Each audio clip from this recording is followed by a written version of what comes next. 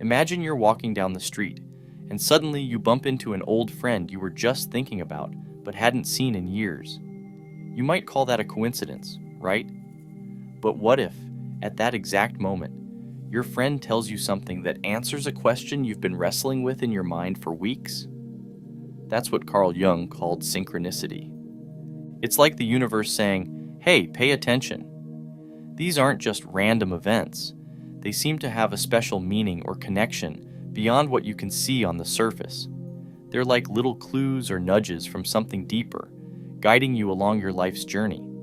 And they often happen when you need them most, helping you learn more about yourself and the world around you. So, instead of just brushing them off as coincidences, synchronistic events invite us to consider that there might be a hidden order or purpose behind them. Imagine you're sitting in your room, pondering the mysteries of the universe.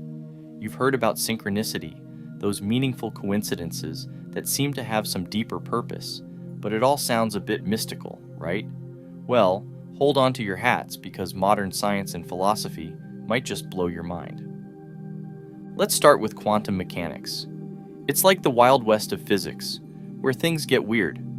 Imagine you have two particles and they're somehow connected, no matter how far apart they are. Einstein famously called it spooky action at a distance. This idea suggests that reality isn't as solid and predictable as we once thought. There's this interconnectedness that goes beyond our everyday experience. Now, switch gears to philosophy. Thinkers like Schopenhauer and Nietzsche were onto something big. They talked about this cosmic order or universal will that flows through everything. It's like there's this invisible thread tying us all together, connecting us to each other and the cosmos itself. So, when you put it all together, synchronicity starts to make sense in a whole new way.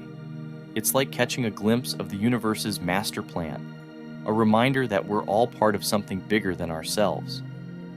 As Jung put it, synchronicity reveals the meaningful connections between the subjective and objective world. It's like the universe giving us a wink, saying, "Hey, pay attention.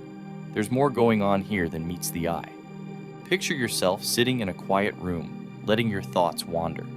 Suddenly, something clicks in your mind, a connection you hadn't noticed before, like pieces of a puzzle falling into place.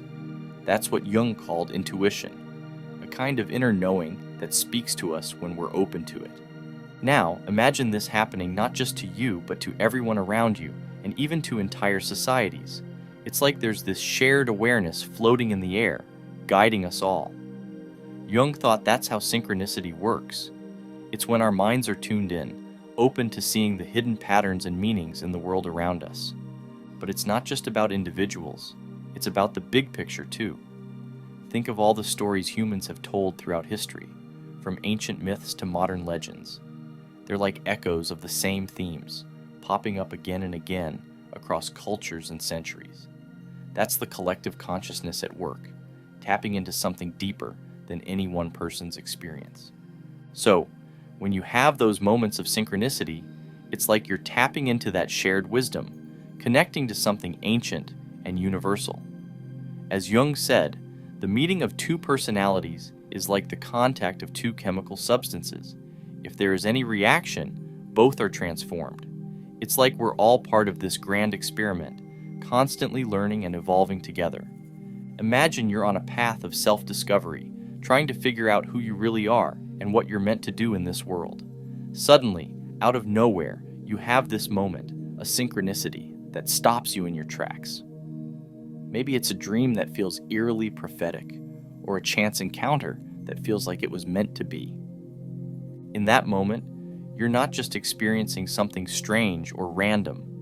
You're being handed a key, a chance to unlock deeper truths about yourself and your journey. It's like the universe is saying, "Pay attention, there's something important here." So you take a step back and reflect. You dig into the layers of your experiences, searching for the hidden meanings and connections. And as you do, something amazing happens. You start to see patterns emerge, pieces of the puzzle falling into place. It's like a light bulb going off in your mind. But it's not just about solving a mystery. It's about transformation, becoming more fully yourself.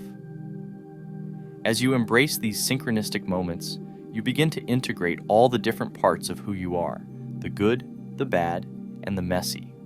You're no longer fighting against yourself.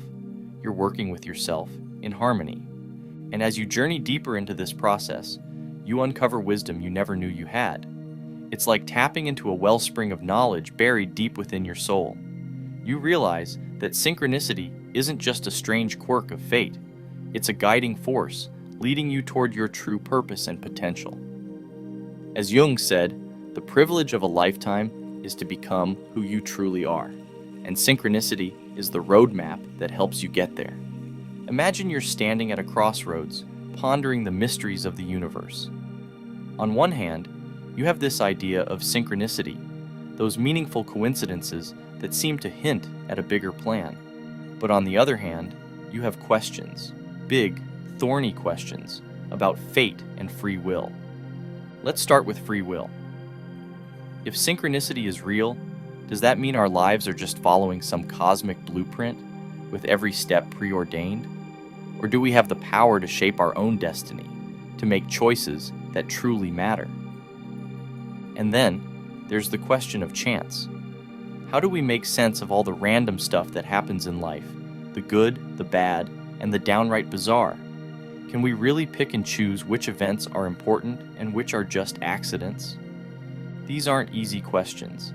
They challenge everything we think we know about reality and our place in it. But maybe that's the point. Maybe synchronicity isn't about having all the answers.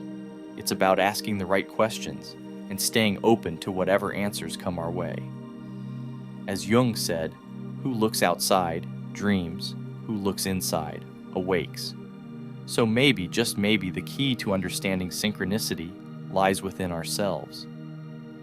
Imagine standing on the shore of an ocean, gazing out into the vast unknown. That's a bit like how we feel when we think about synchronicity. It's this big, mysterious thing that connects us to something much greater than ourselves.